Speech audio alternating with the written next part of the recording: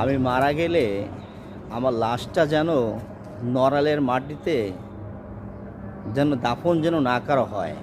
একটা মানুষ সে কতটা কষ্ট কতটা যন্ত্রণা পেলে এরম একটি কথা সে বলতে পারে আমার আদৌ জানা নেই।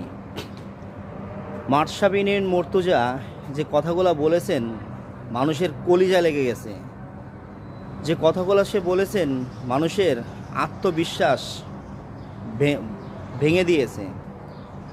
বলছে আমার বাড়ি যশোর থেকে কোনো মানুষ যে আমার বাড়িটা ভাঙেনি, আমার বাড়ি খুলনার থেকে কোনো মানুষ যে আমার বাড়িটা ভাঙেনি, আমার বাড়িটা ভেঙেছে আমার নড়ালের মানুষগুলা।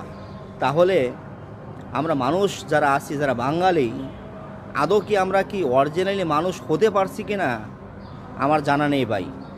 যে একটা মানুষ কতটা কষ্ট পেলে যে বলতে পারে মৃত্যুর আগে যে আমি মারা গেলে আমার লাশটা যেন নড়ালের মাটিতে যেন না নেওয়া হয়। এই মাশরাফি বিন মুর্তজা বাংলাদেশের জন্য কি না করেনি।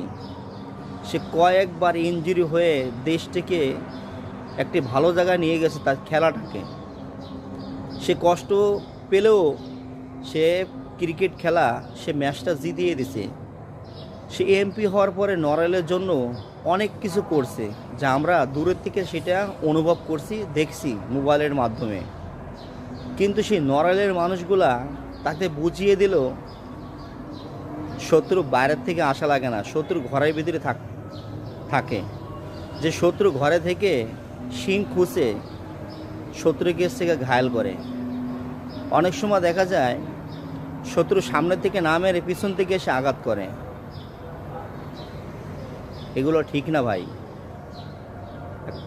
মানুষ মানুষের সাহায্যে আসে, কিন্তু মানুষকে এভাবে কষ্ট দেওয়া ঠিক না।